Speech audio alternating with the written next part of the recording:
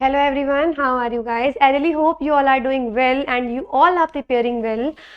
So आज का जो टॉपिक है वो है हमारा टाइप्स ऑफ केमिकल रिएक्शंस। आप लोगों ने कमेंट भी किया था कि केमिकल रिएक्शंस पे जो है हम लोग एक वीडियो लेकर आए, तो आज वही वीडियो है टाइप्स ऑफ केमिकल रिएक्शंस। सी सबसे पहले अगर मैं आपको बताऊं कि रिएक्शंस होती क्या हैं, प्रतिक्रियाएं या अभिक्रियाएं होती क्या हैं, तो मैं आपको ये बता दूं कि जो केमिकल रिएक्शंस आपकी होती हैं, एक सेकेंड जी, आपको ना बेसिकली एक छोटा सा कंसेप्ट सीखना है। बहुत बहुत बहुत इजी है। एक बेसिक सी रिएक्शन देखते हैं जिसमें हम पानी बनाते हैं। तो पानी का फॉर्मूला क्या होता है? पानी का फॉर्मूला होता है H2O, राइट? तो किस किस से मिलकर बनेगा? हाइड्रोजन से और ऑक्सीजन से। और असल में मैं ये 2 क्यों लिख रही हूँ? क्योंकि जो हाइड्रोजन है वो हमारे एटमॉस्फेयर में, हमारे वातावरण में H2 की फॉर्म में पाई जाती है, सिंगल H। अकेले H के एटम्स नहीं मिलते हैं। सिमिलरली जो ऑक्सीजन है वो O2 की फॉर्म में पाई जाती है। तो देखो बना कैसे होगा पानी। ये 2 H आपस में जुड़े हुए थे, ये 2 ऑक्सीजन आपस में जुड़े हुए थे। तो जब रिएक्शन हुई तो हुआ क्या, इनके जो आपस में ये बॉन्ड है, ये जो बंध हैं, ये टूट गए। तो हमने क्या करा, हमने इनको तोड़ दिया। अब तोड़ने के बाद आपके पास 2 अलग अलग हाइड्रोजन बच रहे हैं और 2 अलग अलग ऑक्सीजन बच रहे हैं। पानी बनाने के लिए क्या हुआ, एक ऑक्सीजन के पास दोनों हाइड्रोजन चले गए। सिंपल, एक ऑक्सीजन था और 2 हाइड्रोजन इसके पास आ गए। तो बेसिकली केमिकल रिएक्शन यानी कि रासायनिक प्रतिक्रिया में होता क्या है कि जो ओल्ड बॉन्ड्स होते हैं, सबसे पहला स्टेप, जो ओल्ड बॉन्ड्स है, पुराने बंध, ये टूट जाते हैं। उसके बाद क्या होगा, जो एटम्स हैं, जो ये आपके कह सकते हो परमाणु हैं, ये शफल होंगे, ये एक दूसरे की जगह बदलेंगे। उसके बाद एटम्स जो हैं रीअरेंज होते हैं, यानी जो परमाणु हैं ये सुव्यवस्थित होते हैं। और उसके बाद जब इन्होंने अपनी जगह बदल ली तब नए बॉन्ड्स बनते हैं। जैसे ये एक ऑक्सीजन के पास 2 हाइड्रोजन पहुंच गए थे, इन्होंने अपनी जगह चेंज कर ली थी, तो जगह चेंज करने के बाद नए बॉन्ड्स इनके बीच में बन गए, न्यू बॉन्ड्स फॉर्म्ड। जो ये नए बंध हैं ये बनते हैं। तो ये होती है केमिकल, ये होता है केमिकल रिएक्शन के अंदर कि पुराने जो बंध हैं, जो ओल्ड बॉन्ड्स हैं वो ब्रेक होते हैं, एटम्स शफल होते हैं और नए बॉन्ड्स बनते हैं। अब बेसिकली ये तो बहुत बेसिक सा टॉपिक हो गया, लेकिन जो क्वेश्चन आता है वो आता है कितने तरह की केमिकल रिएक्शंस होती हैं, जो रासायनिक प्रतिक्रियाएं होती हैं वो कितने तरीके की होती हैं। तो सबसे पहले है आपकी कॉम्बिनेशन रिएक्शन, जिसको संयोजन प्रतिक्रिया बोलते हैं। मैं बिल्कुल साथ में यहाँ पे इनका फॉर्मूला लिखते हुए जा रही हूँ। कॉम्बिनेशन का मतलब कंबाइन होना, संयोजित होना, जुड़ जाना। तो ऐसी रिएक्शन जिसके अंदर 2 या 2 से ज्यादा चीजें जुड़ेंगी और एक सिंगल एकल चीज बनाएगी, उसको हम क्या बोलते हैं? उसको हम बोलते हैं कॉम्बिनेशन रिएक्शन या फिर संयोजन प्रतिक्रिया।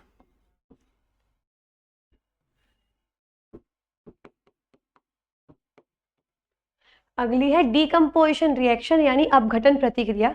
तो इसमें मैं इसके बारे में बहुत शॉर्ट में बताने वाली हूँ, क्योंकि प्रॉपर डीकम्पोजिशन रिएक्शन के ऊपर एक अलग सेपरेट वीडियो भी बना दी है।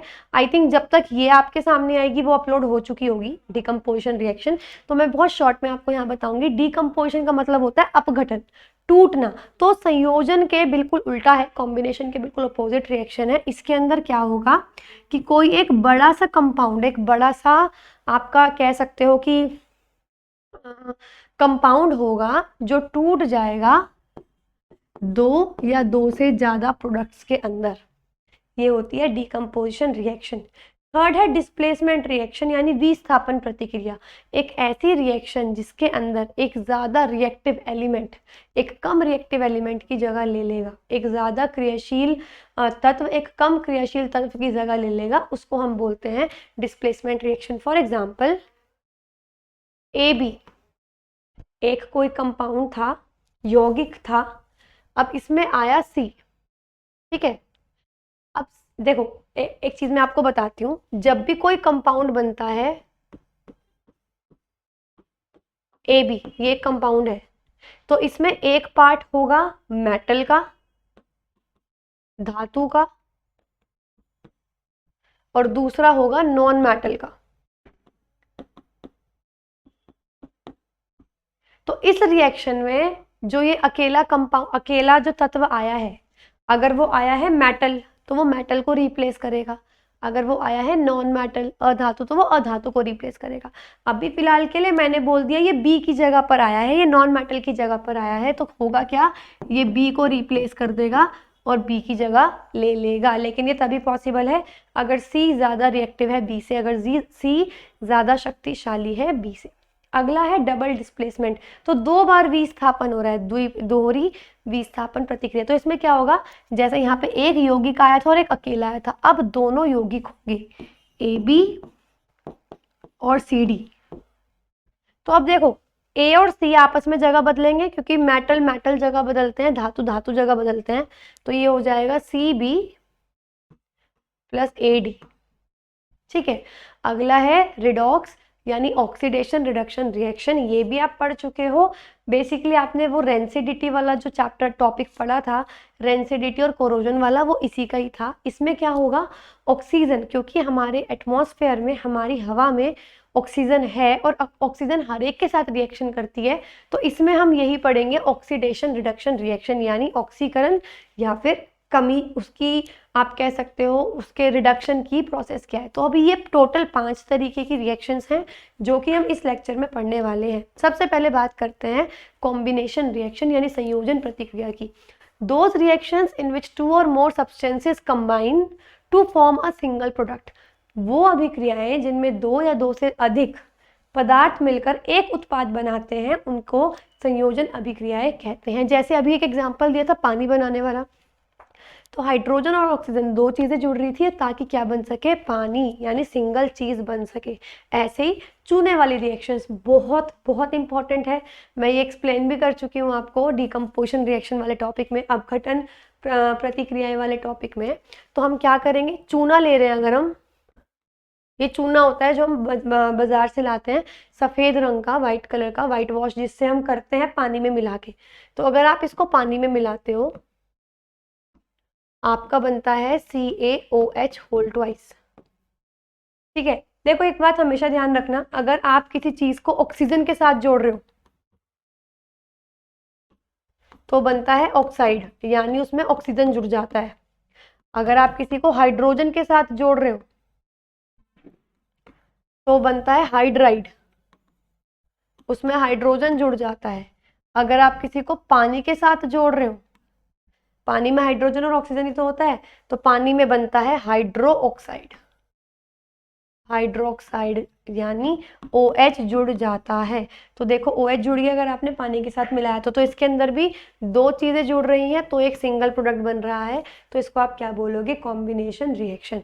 और एक बात, ये क्यों इतनी इंपॉर्टेंट रिएक्शन है, क्योंकि जब आप चूने को, अगर आपने कभी देखा है वाइट वॉश के टाइम पे, जब भी चूने को पानी में मिलाओगे इतनी ज़्यादा हीट निकलती है, बहुत ज़्यादा। तो a large amount of heat is evolve when calcium oxide reacts with water. बहुत सारी हीट निकलती है जब भी आप कैल्शियम ऑक्साइड को पानी में मिक्स करते हो, ठीक है। अगली है डिकम्पोजिशन रिएक्शंस यानी अपघटन प्रतिक्रियाएं। इसके अंदर क्या होगा, एक कंपाउंड यानी एक यौगिक 2 या 2 से अधिक सरल यौगिकों में, 2 या 2 से अधिक सरल पदार्थों में टूट जाएगा। और हमेशा ध्यान रखना, जब भी किसी चीज़ को तोड़ना होता है, मैं ये आपको प्रॉपर इसके ऊपर एक लेक्चर दे चुकी हूँ, तो ये मैं ज़्यादा इस पर टाइम वेस्ट नहीं करूँगी। जब भी आपका एक चीज़ 2 या 2 से ज़्यादा में टूटेगी, हमेशा ध्यान रखना आपको उसको एनर्जी देनी पड़ेगी, चाहे तो वो लाइट की फॉर्म में, चाहे तो वो हीट की फॉर्म में, चाहे तो वो इलेक्ट्रिसिटी यानी विद्युत प्रकाश की फॉर्म में, विद्युत के फॉर्म में। तो ये हमेशा होती हैं जब भी आप हीट, इलेक्ट्रिसिटी या लाइट, गर्मी, बिजली या प्रकाश आप दोगे। ये बिल्कुल उल्टी होती हैं कॉम्बिनेशन रिएक्शंस के, यानी संयोजन प्रतिक्रियाओं के बिल्कुल विपरीत होती है। और इसके ऊपर क्वेश्चन भी आया हुआ है कि what is the opposite reaction of combination reaction, संयोजन प्रतिक्रियाओं के बिल्कुल विपरीत प्रतिक्रियाएं कौन सी होती है? तो डिकम्पोजिशन यानी अपघटन प्रतिक्रियाएं। तो जैसे आपने देखा 3 तरीके से हम देख सकते हैं, या तो आपको हीट देनी पड़ेगी, या तो आपको लाइट देनी पड़ेगी, या तो आपको इलेक्ट्रिसिटी देनी पड़ेगी। तो अगर आप दे रहे हो हीट तो इसको हम बोलते हैं थर्मल डिकम्पोजिशन।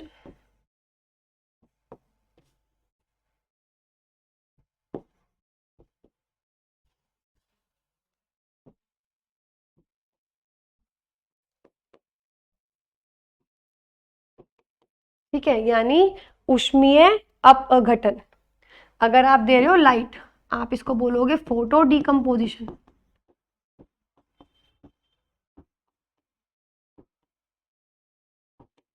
अगर आप दे रहे हो इलेक्ट्रिसिटी तो आप इसको बोलोगे इलेक्ट्रो डिकम्पोजिशन, या इलेक्ट्रोलाइसिस भी बोलते हैं, इलेक्ट्रोलाइटिक डिकम्पोजिशन। देखिए, सबसे पहले हम बात करते हैं थर्मल डिकम्पोजिशन की। इसमें क्या होगा, इसको तापीय अपघटन भी बोलते हैं।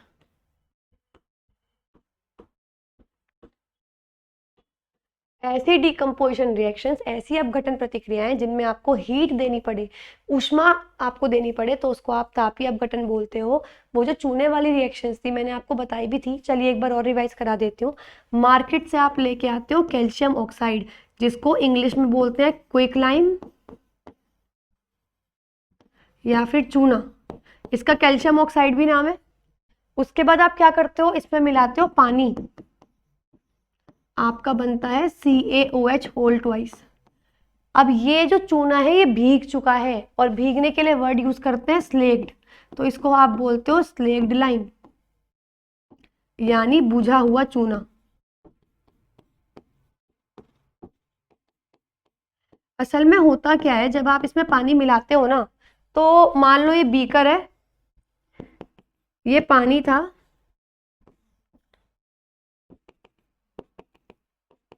तो इस पानी में भी आपका CaOH होल ट्वाइस, ये जो कैल्शियम हाइड्रोक्साइड है, बुझा हुआ चूना जो है, होता क्या है, अरे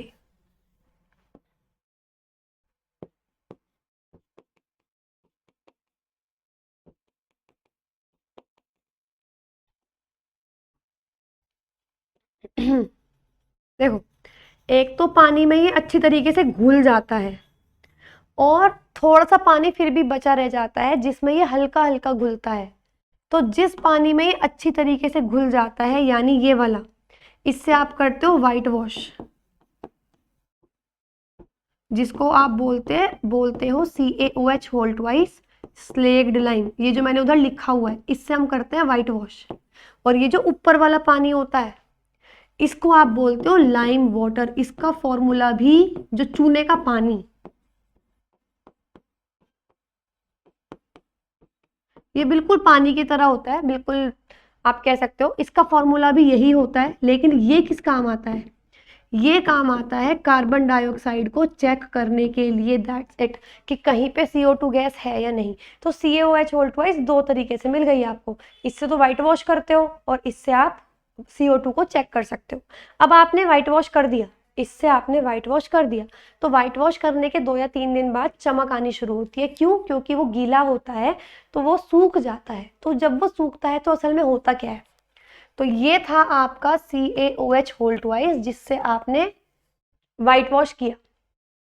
सूखने का मतलब है इससे पानी निकल गया। और सूखता क्यों है? क्योंकि हमारे आसपास गर्मी है।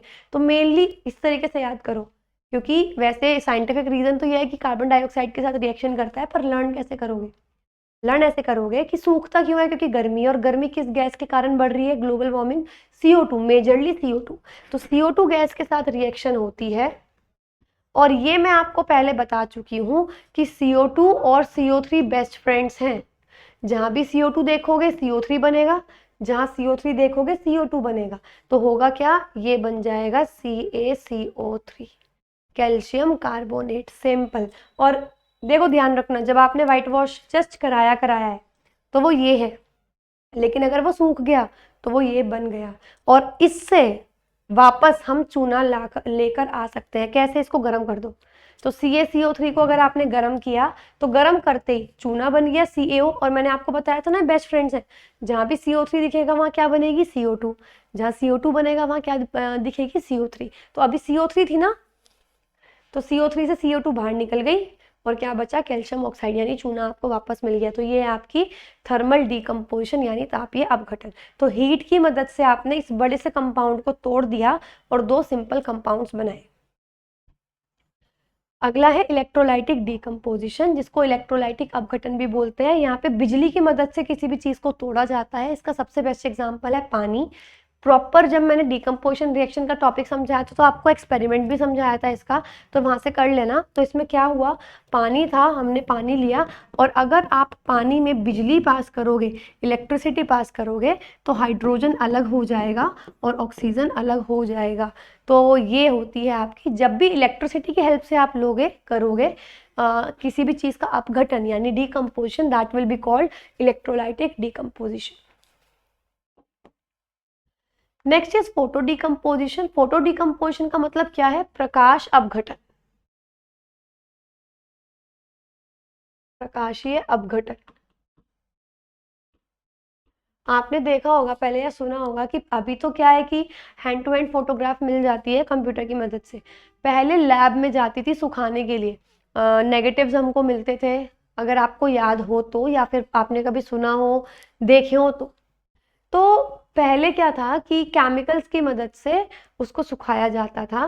तो वो केमिकल्स कौन से हैं, वो हैं आपके सिल्वर के। तभी इतनी महंगी फोटोग्राफ्स बनती थी, क्योंकि वो जो कंपाउंड यूज करते थे वो असली चांदी के कंपाउंड यूज करते थे, सिल्वर क्लोराइड और सिल्वर ब्रोमाइड। ठीक है, चलिए, जब भी कोई अपघटन की प्रक्रिया प्रकाश की उपस्थिति में होती है, लाइट की प्रेजेंस में होती है, तो इसे प्रकाशीय अपघटन बोलते हैं। जैसे सिल्वर क्लोराइड और सिल्वर ब्रोमाइड, इनको ना बिल्कुल डार्क बॉटल्स में रखा जाता है। इनको बिल्कुल आप कह सकते हो डार्क कलर की, बिल्कुल ब्लैक कलर की बॉटल में रखा जाता है। क्यों, क्योंकि ब्लैक कलर है ना, तो लाइट को एब्जॉर्ब कर लेगा, अंदर नहीं जाने देगा। ठीक है, तो अगर वो इसलिए क्योंकि अगर इन तक लाइट पहुंच गई है, टूट जाएंगे, सड़ जाएंगे। सिल्वर अलग, क्लोरीन अलग, कलर भी चेंज होता है। सिल्वर क्लोराइड है वाइट कलर का, तो उसके बाद ये ग्रे कलर का हो जाता है, क्योंकि सिर्फ सिल्वर अलग हो जाती है। सिल्वर ब्रोमाइड येलो कलर का, बाद में ग्रे कलर का बदल जाता है, क्योंकि सिल्वर अलग हो गई, ब्रोमीन गैस अलग हो गई। ठीक है, तो ये रिएक्शंस यूज होती हैं आपकी ब्लैक एंड व्हाइट फोटोग्राफी में।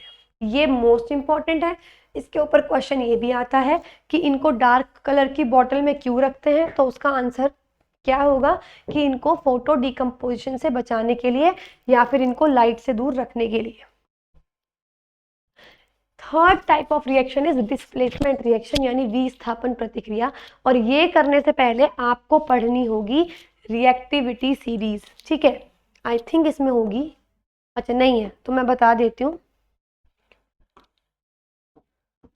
देखो,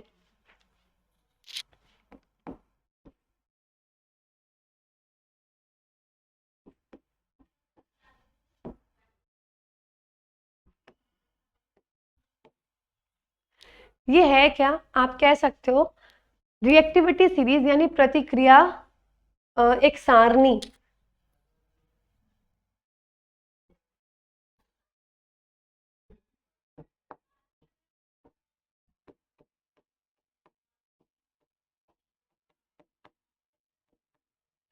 देखो, जितने भी मेटल्स होते हैं ना, धातु, वो ज्यादातर रिएक्टिव होते हैं, क्रियाशील होते हैं। कोई रिएक्शन करना चाहता है, कोई रिएक्शन नहीं करना चाहता। तो विस्थापन, अगर आप मान लो आप एक जॉब में हो, कोई काम कर रहा है, अगर वो काम करता रहेगा अच्छा तो उसको डिस्प्लेस नहीं करा जाएगा, उसको विस्थापित नहीं किया जाएगा। लेकिन अगर वो काम नहीं करेगा तो क्या करेगा, बॉस उसको डिस्प्लेस कर देगा, लेकिन उसके रिप्लेसमेंट कोई ऐसा आएगा जो काम करने को रेडी हो।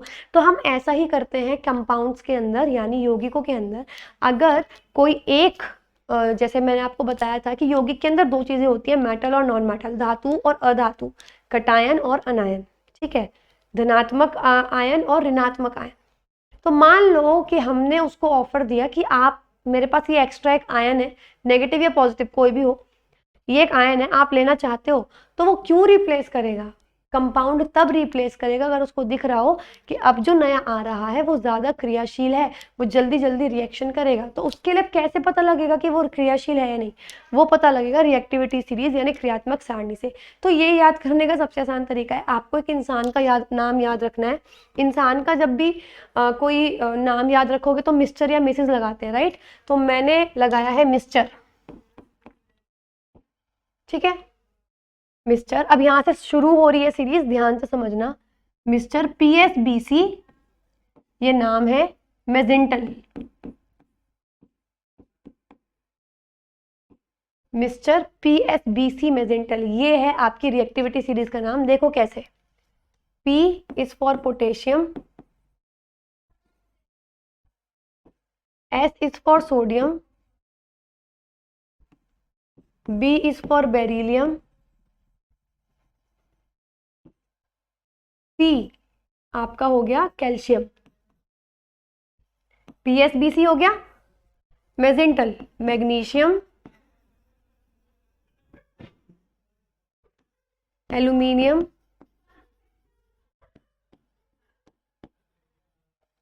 जिंक,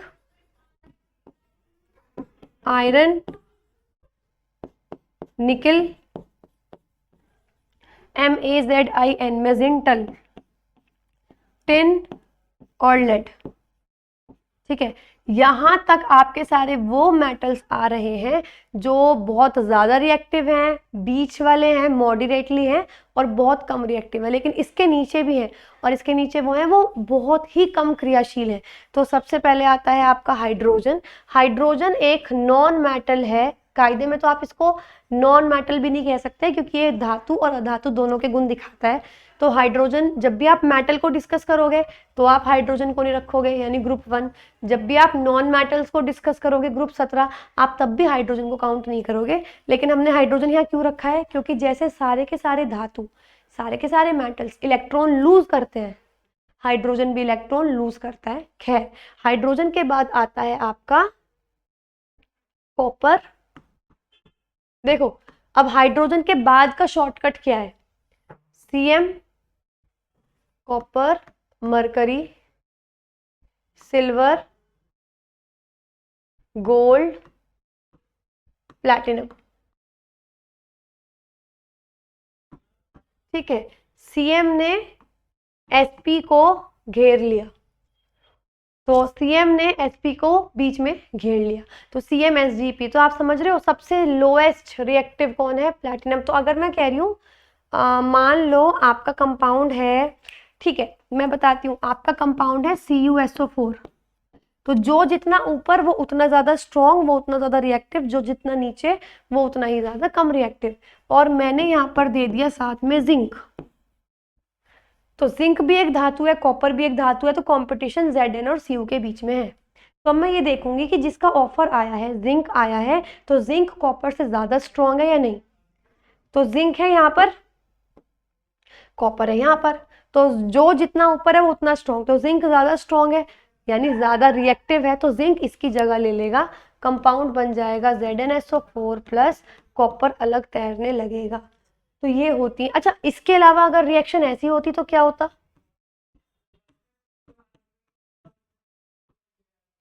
ZnSO4 प्लस कॉपर, तो देखो जिंक ज्यादा स्ट्रॉन्ग है, अब आप उसको ऑफर दे रहे हो कि कॉपर ले लो, कॉपर इससे कमजोर है, वो कम रिएक्शन करता है, तो क्या होगा, ये कोई रिएक्शन नहीं करेगा, no reaction will take place. एक और बात मैं आपको बताती हूँ, ये जो डिस्प्लेसमेंट रिएक्शंस है ना, विस्थापन प्रतिक्रिया, एक तो ये जरूर याद कर लेना, बहुत इंपॉर्टेंट है क्रियात्मक सारणी।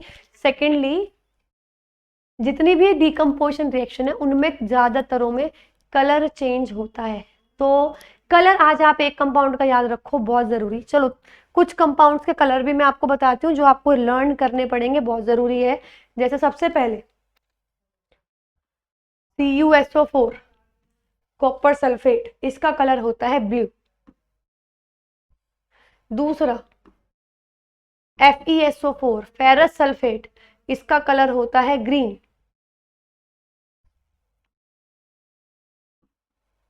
बेरियम सल्फेट BaSO4, इसका कलर होता है व्हाइट। ठीक है, इसके अलावा आपने पढ़ा तो है ही अभी AgCl सिल्वर क्लोराइड, इसका कलर था व्हाइट। AgBr सिल्वर ब्रोमाइड, इसका कलर था येलो। ठीक है, चलिए those reactions in which one element takes place of another element, एक जो एलिमेंट है, एक तत्व दूसरे तत्व की जगह लेता है, उसको आप डिस्प्लेसमेंट रिएक्शन यानी विस्थापन प्रतिक्रिया बोलते हैं। वही रिएक्शन है, बस इन्होंने आयरन के साथ दे रखी है। मैंने आपको जिंक के साथ समझाई, इन्होंने आयरन के साथ दे रखी है। तो कॉपर सल्फेट में आयरन डालोगे तो आयरन ज़्यादा स्ट्रॉन्ग है यानी ज़्यादा रिएक्टिव है, तो आयरन ने जगह ले ली कॉपर की। अब कलर चेंज देखो कैसे याद रखोगे। CuSO4 अभी मैंने ब्लू कलर का बताया, FeSO4 ग्रीन कलर का बताया। तो जब भी ये रिएक्शन होती है तो आपका कलर ब्लू से ग्रीन में बदल जाता है। लेकिन इसका क्वेश्चन डायरेक्टली नहीं आता, इसका क्वेश्चन घूम के आता है कि आपने कॉपर सल्फेट का सॉल्यूशन लिया और उसमें एक लोहे की कील डाल दी, तो जहाँ आयरन नेल का नाम आया तो आयरन भूल जाते हैं, नेल पे घूम जाते हैं कि ये नेल का क्या है। जितने भी साइंस के नॉन साइंस बैकग्राउंड के होंगे स्टूडेंट्स, वो तो सारे घूमते ही घूमते हैं। तो ऐसा नहीं है, आपको उससे मतलब नहीं है। कॉपर सल्फेट में आयरन डाला, आयरन क्या करेगा, कॉपर को डिस्प्लेस, कॉपर को विस्थापित कर देगा। Next is double displacement reaction यानी दोहरी विस्थापन प्रतिक्रिया। इसमें कुछ सोचना ही नहीं है, दो कंपाउंड्स आएंगे जैसे NaCl नमक और सिल्वर नाइट्रेट AgNO3। होगा क्या, देखो इनके आयंस देखो, Na अलग है, Cl अलग है। ऐसे इसके आयन देख लो, सिल्वर क्लोराइड। तो कुछ नहीं होगा, आयन से एक दूसरे की जगह ले लेंगे। सोडियम चला जाएगा सिल्वर की जगह, सिल्वर आ जाएगा सोडियम की जगह। सॉरी ये NO3 है। ठीक है, तो Na के साथ NO3 आ जाएगा, सिल्वर के साथ क्लोराइड आ जाएगा, सिंपल। तो वो रिएक्शन जिनमें दो कंपाउंड रिएक्शन करेंगे, कैसे, अपने आयंस को एक्सचेंज करके, अपने आयनों को आदान प्रदान करके, उनको बोलते हैं double displacement reaction. Last is redox reaction, basically oxidation और रिडक्शन। ऑक्सीडेशन का मतलब क्या होता है, ऑक्सीजन का जुड़ जाना। ठीक है, तो रिडक्शन क्या होगा, रिडक्शन को न्यूनीकरण भी बोलते हैं। ऑक्सीजन का घट जाना, यानी कहीं से अगर ऑक्सीजन हट गई तो उसे आप रिडक्शन बोलोगे। ऑक्सीजन का दुश्मन मान लो कि हाइड्रोजन है, तो ऑक्सीडेशन में अगर ऑक्सीजन जुड़ रहा है तो हाइड्रोजन क्या होगा, घटेगा। तो अगर कहीं पे से हाइड्रोजन हट रहा है तो भी उसका क्या होगा, ऑक्सीडेशन। ऐसे ही अगर कहीं पे हाइड्रोजन जुड़ रहा है तो उसको हम क्या बोलेंगे, रिडक्शन बोलेंगे। तो जब भी किसी का, देखो ऑक्सीडेशन रिडक्शन बिल्कुल उल्टे होते हैं, एक फायदा और एक नुकसान, ऐसा मान के चलते हैं। तो अगर कहीं पे किसी का फायदा हुआ होगा तो कहीं ना कहीं किसी ना किसी का तो नुकसान होगा ना। अगर हम चल रहे हैं सड़क पे, हमको 500 रुपये का नोट मिल गया तो हमारा फायदा हुआ, पर किसी ना किसी के तो वो 500 रुपये खोए होंगे ना। तो हमेशा ध्यान रखना, ऑक्सीडेशन और रिडक्शन रिएक्शन यानी ऑक्सीकरण और न्यूनीकरण जो प्रतिक्रियाएं हैं वो हमेशा एक साथ होती हैं। अगर किसी जगह पे एक सब्सटेंस, एक तत्व का ऑक्सीकरण हुआ है तो वहीं पर किसी दूसरे का न्यूनीकरण हुआ होगा डेफिनेटली, तो ये जरूरी है। ऑक्सीडेशन का मतलब क्या है, ऑक्सीजन का जुड़ना या हाइड्रोजन का हट जाना। अच्छा, इसके अलावा दो रिएक्शंस और है, वो भी आप लर्न कर लो। ऑक्सीजन क्या है, नॉन मेटल, अधातु। तो अगर आप बोल रहे हो ऑक्सीजन का जुड़ना, तो आप ये भी कह सकते हो कि ऑक्सीजन के बजाय कोई भी अधातु जुड़े तो वो भी क्या होगा, ऑक्सीडेशन ही होगा। ऐसे ही हाइड्रोजन क्या है, हाइड्रोजन पे हम ज्यादातर क्वेश्चन करते नहीं है, लेकिन अब यहाँ पे अगर हाइड्रोजन देखोगे तो मेटल की तरह लोगे। तो हाइड्रोजन क्या है, मेटल। तो हाइड्रोजन हट रहा है तो आप ये भी कह सकते हो कि हाइड्रोजन की जगह कोई भी मेटल हटे तो removal of the removal of metallic substance, यानी धात्विक पदार्थ का निकलना। और इससे उल्टी होंगी आपकी रिडक्शन की डेफिनेशंस। रिडक्शन का क्या होता है, अपचयन का क्या होता है, या तो हाइड्रोजन जुड़ रहा हो या ऑक्सीजन हट रहा हो। हाइड्रोजन क्या है, मेटल, तो हाइड्रोजन जुड़ने का मतलब है या तो कोई मेटल जुड़ रहा हो, ऑक्सीजन के हटने का मतलब क्या है कि कोई नॉन मेटल यानी अधातु हट रहा हो, सिंपल।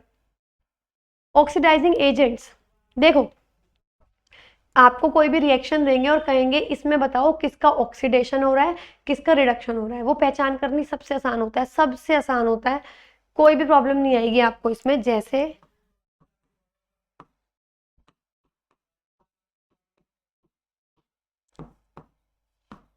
वैसे मैं गलत एग्जांपल ले रही हूँ पर कोई नहीं, समझ जाओगे आप लोग, ठीक है। ये अब मैं आपसे पूछूं ऑक्सीडेशन किसका हो रहा है, तो किसके पास आके ऑक्सीजन जुड़ गई, ऑक्सीजन जुड़ी है सिल्वर के पास, तो सिल्वर के पास पहले ऑक्सीजन नहीं थी अब आ गई, तो इसका हो गया ऑक्सीडेशन, ऑक्सीकरण। तो बचे हुए का क्या होगा, रिडक्शन होगा डेफिनेटली, अपचयन ही होगा, ठीक है। ये तो हो गई दो चीज जो अभी तक आपने पढ़ी। अब आपसे पूछेंगे एजेंट बताओ, ऑक्सीडाइजिंग एजेंट कौन था, तो एजेंट कौन सा होता है, कौन होते हैं एजेंट। ऑक्सीडाइजिंग एजेंट का मतलब वो कौन था जो ऑक्सीजन लेकर आया था, कौन था ऑक्सीजन जो लेके आया था, ये था ना। हमेशा देखो रटने वाली चीज तो यह है कि जिसका भी रिडक्शन हुआ होगा वो ऑक्सीडाइजिंग एजेंट होता है, जिसका ऑक्सीडेशन होगा वो रिड्यूसिंग एजेंट होता है, मतलब उल्टे उल्टे होते हैं। लेकिन क्यों, बहुत सिंपल सी चीज है, इसको ऑक्सीजन मिली तो कौन लेकर आया ऑक्सीजन, ये लेकर आया था ना अपने साथ ऑक्सीजन। तो ऑक्सीडाइजिंग एजेंट कौन से होते हैं, जो अपनी खुद की ऑक्सीजन दे देते हैं, या आप ये कह लो जो सामने वाले की हाइड्रोजन ले लेते हैं, या फिर आप ये कह सकते हो सामने वाले की हाइड्रोजन ले रहे हैं मतलब अपना नुकसान कर रहे हैं, अपना रिडक्शन कर रहे हैं, तो जो खुद का रिडक्शन करा लेते हैं वो होते हैं आपके ऑक्सीडाइजिंग एजेंट। इसी तरीके से रिड्यूसिंग एजेंट कौन से होते हैं, जो हाइड्रोजन लेकर जाते हैं और सामने वाले के लिए, या आप कह सकते हो सामने वाले की ऑक्सीजन ले लेंगे, या फिर सामने वाले से आप क्या कह सकते हो कि सामने वाले से ऑक्सीजन ले रहे हैं तो मतलब अपना खुद का क्या करा रहे हैं, ऑक्सीडेशन करा रहे हैं, अपना खुद का ऑक्सीकरण करा रहे हैं। एग्जाम्पल के तौर पे जैसे ये रिएक्शन था, ये रिएक्शन थी CuO प्लस H2 के Cu प्लस H2, तो कॉपर के पास ऑक्सीजन थी उसके बाद नहीं रही, तो यानी इसका क्या हुआ होगा, रिडक्शन यानी अपचयन, और बचे हुए का क्या हुआ होगा, ऑक्सीडेशन। एजेंट की बात करूं तो जिसका रिडक्शन होता है वो ऑक्सीडाइजिंग एजेंट होता है, जिसका ऑक्सीडेशन है वो रिड्यूसिंग एजेंट है, आप देख सकते हो यही लिखा हुआ है। चलिए कुछ क्वेश्चंस हैं फटाफट से इनको सॉल्व करते हैं। When a magnesium ribbon is bond in oxygen, magnesium को जो केमिस्ट्री है ना, मतलब वो ऐसी है कि अगर आपको फॉर्मूले नहीं भी आते ना, तो पहली बात तो पर्टिकुलरली फॉर्मूले इतने सारों के वो पूछेगा नहीं। एसएससी जब भी पूछता है तो फेमस फेमस कंपाउंड्स के पूछता है, वो सारे हमने डाल रखे हैं, बार बार रिवाइज करोगे लर्न हो जाएंगे। जैसे क्वेश्चन है मैग्नीशियम को अगर ऑक्सीजन में जलाया, तो मैंने बताया था ऑक्सीजन में जलाओगे तो हमेशा क्या जुड़ेगा, ऑक्साइड। साथ में एक बात और बता दूं, इस ऑक्सीजन की जगह अगर एयर भी आ जाता तो भी आंसर सेम ही होता, क्योंकि एयर में जलाने का मतलब है, जलाने का मतलब ही है कि ऑक्सीजन के साथ रिएक्शन करा रहे हो, तो क्या बनेगा, मैग्नीशियम ऑक्साइड बनेगा। फॉर्मूला होता है MgO। Next, which of the following is not a neutral compound, एक उदासीन ऑक्साइड नहीं है, हालांकि इसका क्वेश्चन नहीं है, ये एसिड बेसिस एंड सॉल्ट्स का क्वेश्चन है, अम्ल क्षार और लवण, लेकिन कोई बात नहीं। देखो जितने भी आपके मेटल्स होते हैं, धातु, वो बनाते हैं या तो बेसिक या फिर एम्फोटेरिक, यानी जो उनकी नेचर होती है या तो क्षारीय होती है। एम्फोटेरिक वो होते हैं जो एसिडिक कैरेक्टर भी दिखाते हैं और बेसिक भी दिखाते हैं, अम्लीय भी दिखाते हैं और क्षारीय भी दिखाते हैं, जरूरत पड़ने पे बात है। जितने भी होते हैं आपके नॉन मेटल्स,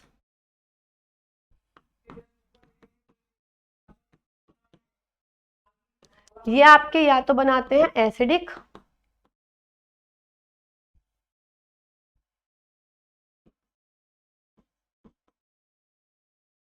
या बनाते हैं न्यूट्रल।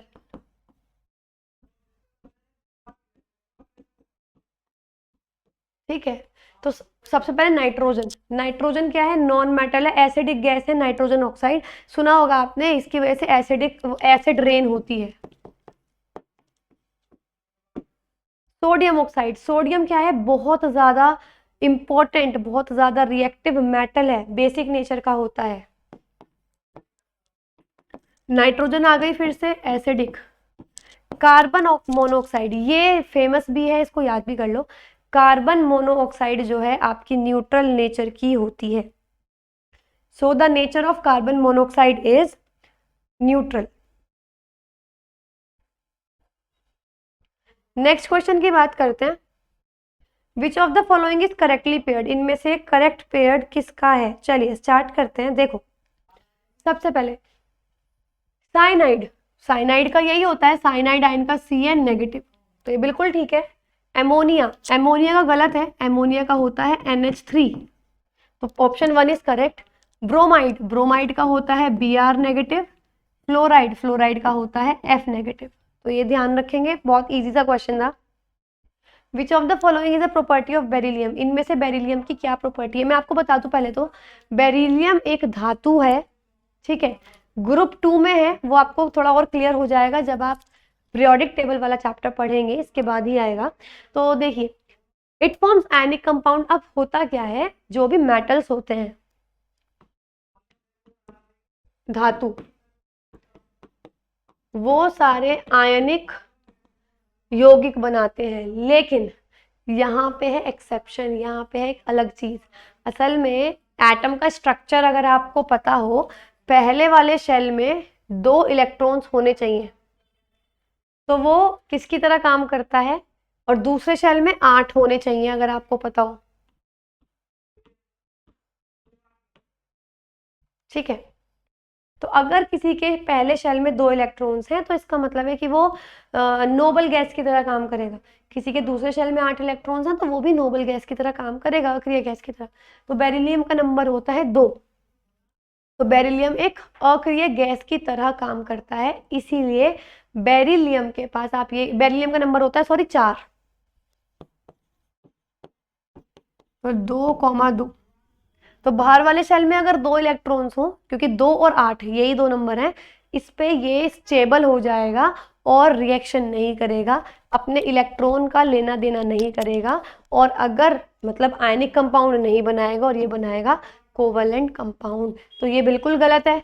जितने भी मेटल्स होते हैं, धातु होते हैं, सबका मेल्टिंग और बॉइलिंग पॉइंट बहुत ज़्यादा होता है, क्वथनांक और गलनांक, पानी के साथ भी रिएक्शन बहुत मुश्किल से करते हैं।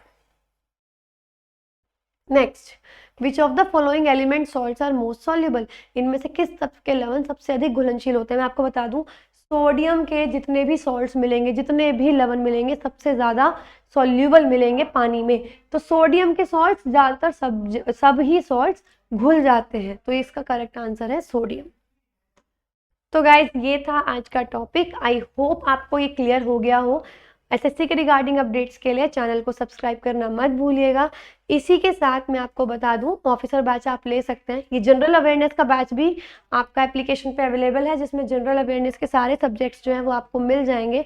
799 की फीस है, बहुत ही ज़्यादा नेग्लिजिबल फीस है, इतना ज़्यादा कुछ प्रॉब्लम नहीं होगी, 8 मंथ्स की वैलिडिटी भी है। साथ में सभी एग्जाम्स जो हैं लिखे हुए हैं, इनके भी प्रीवियस ईयर के कंपाइलेशन अगर आपको चाहिए, आप हमारा Telegram channel RBE revolution bye education से आप जुड़ सकते हैं, आपको मिल जाएगा, इसका लिंक भी डिस्क्रिप्शन बॉक्स में दिया हुआ है।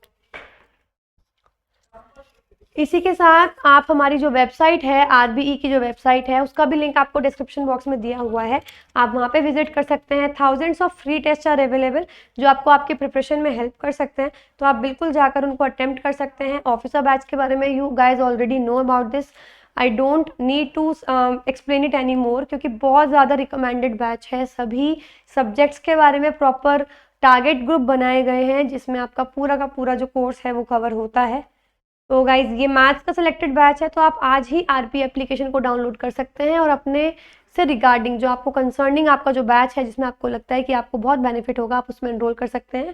साथ ही यूट्यूब पे हमने प्लेलिस्ट बना दी है, तो बिल्कुल आप ज़रूर आज के आज प्लेलिस्ट भी चेकआउट कर लीजिए, ताकि आपकी कोई भी वीडियो मिस आउट नहीं हो। तो गाइज आज के लिए इतना ही, हम लोग मिलेंगे नेक्स्ट टॉपिक में नेक्स्ट टॉपिक की क्लास में। तब तक के लिए have a good day and good bye.